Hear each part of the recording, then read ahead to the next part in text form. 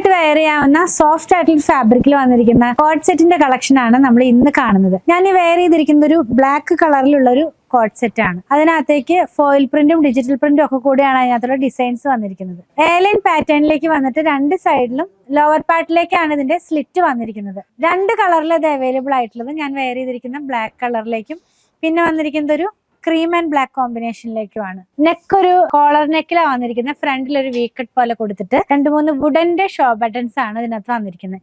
Sleeve 3/4 കൊടുത്തിരിക്കുന്നു.